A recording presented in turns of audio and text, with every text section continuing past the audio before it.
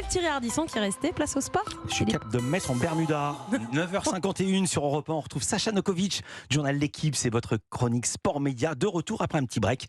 Bonjour Sacha. Bonjour oui, Philippe, bonjour à tous. Alors pour commencer, vous avez assisté cette nuit devant votre écran à un moment d'histoire organisé à New York, aux États-Unis, avec un Frenchie qu'on n'aura bientôt plus besoin de présenter. With the first pick in the 2023 NBA draft, the San Antonio Spurs select Victor Wembanyama. Voilà, c'était attendu, c'est désormais arrivé. Le recrutement hier soir du basketteur français Wembanyama par l'équipe des San Antonio Spurs, c'est de la NBA bien sûr. Et c'est historique car c'est la première fois qu'un Français est sélectionné numéro 1 lors de la draft. La draft, vous savez, c'est cette bourse aux joueurs où les franchises choisissent les meilleurs joueurs de la planète, comme ça.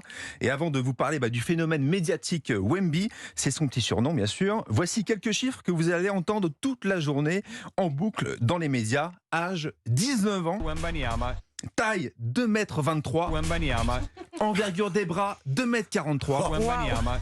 Pointure de chaussure, un petit 55. Non, c'est pas possible. Et oui. Les bras, on s'en fout, mais le 55, Le non. 55, Ça fait cher la chaussure. Hein. Et Ça fait cher. le sexe, on ne sait pas. Attendez, justement, son salaire depuis hier soir est multiplié par 50, monsieur Ardisson. Et oui, 1 million d'euros par mois dès la première saison. Et tout ça hors contrat publicitaire. Et alors justement, côté pub, ça intéresse beaucoup Ardisson, notre star française a déjà noué des accords. Il y a un instant, je vous parlais de son petit surnom, Wemby. Et bien dans le monde du sport business, il en a un autre, c'est Blank Check, en gros le chèque en blanc.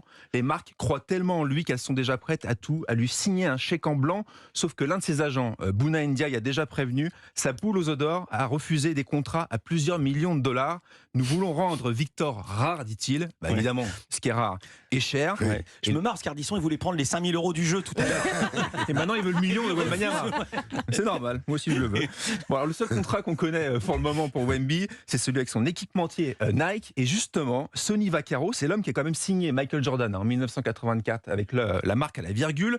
Il dit du français, sur une vie à évaluer la valeur financière de sportif, je n'ai jamais rien vu de pareil. Ce gamin va entrer dans l'histoire.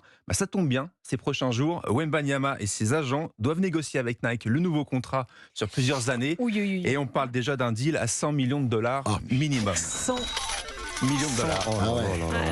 Alors toute cette semaine, on a vu Wemby très à l'aise face aux médias lors de sa semaine new-yorkaise.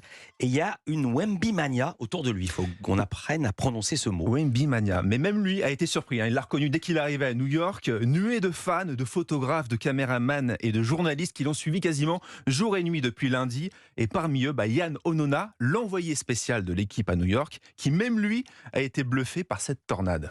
Depuis l'arrivée à l'aéroport de Newark où il y avait à la fois des fans et des gens, déjà des revendeurs qui espèrent spéculer sur sa popularité future en récupérant des autographes, c'est du jamais vu. Dès qu'il fait une apparition ou un pas dans la rue, en fait, il y a des grappes de gens qui viennent autour de lui. Les Spurs ont envoyé carrément une équipe de sécurité pour rester autour de lui. On le voit déjà comme une icône. Quand on voit ce qui est fait ici, c'est-à-dire des billboards plein pot sur Times Square et à côté du Madison Square Garden, des centaines de médias accrédités pour la draft, des fans partout, je veux dire jusqu'au stade des Yankees en baseball, où les fans, quand il était au bord du terrain, criaient Wemby et Go Spurs. C'est du délire absolu.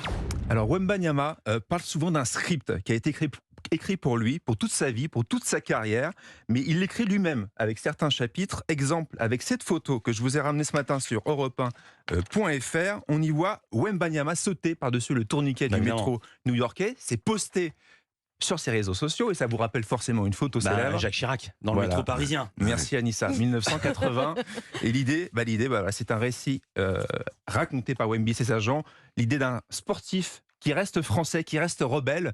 Il l'a d'ailleurs raconté dans l'équipe, il n'a qu'un objectif, faire de la France la première nation de basket mondiale devant les États-Unis. Mais petit détail quand même, toute cette cette frénésie se joue sans que Wemby n'ait disputé la moindre minute en NBA.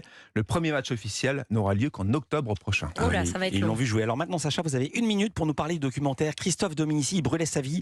La star du rugby français décédée en 2020 sera un film qui va être diffusé jeudi, le 29 juin en prime time sur la chaîne L'équipe. Voilà, et dès maintenant sur la plateforme, si vous êtes abonné à L'équipe, c'est un documentaire vraiment poignant. On rit, on pleure, on parle de cette grande épopée du rugby français qui commence avec la Coupe du Monde 99 avec cette star de Dominici, ce feu follet qui courait très vite le long de la ligne, le calendrier des dieux du stade quasiment à poil. Et pour avoir une idée de la notoriété de Domi au début des années 2000, il y avait un fameux test que nous raconte Vincent Moscato, son ancien coéquipier. C'est devenu une star extraordinaire. Tu sais, partout où il allait dans Paris, il était reconnu. On fait le concours des Champs-Élysées, c'est-à-dire de la place de combien tu mets de la place de la Concorde pour monter à l'Arc de Triomphe. Alors les mecs, lui il me dit, mais 10 minutes, personne ne va l'arrêter. L'autre, il fallait un quart d'heure, il y a 2 personnes. Par contre, Domi va mettre 3 heures parce que tout le monde va la gripper. Vous avez fait le test, vous, des Champs-Élysées? Vous mettez 3 heures? Pas du tout. Vous l'aviez interviewé, Dominici, Oui, Thierry tout le monde en Ardisson. parle. C'est vrai que j'avais rencontré quelqu'un de très perturbé, ouais, qui était fragile, C'est quoi. une fin de vie tragique. Voilà. Oui, effectivement. Mais c'était un costaud, mais fragile.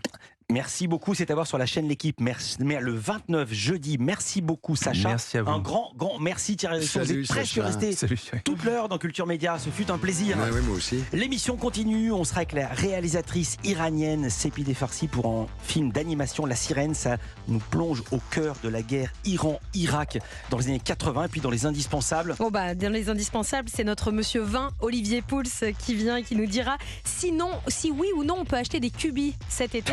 Et puis jeux vidéo avec Jean Z à la sortie du Final Fantasy XVI au programme. Attends, imagine s'il dit oui. Jean-Luc Lemoyne sera avec nous pour la session de rattrapage.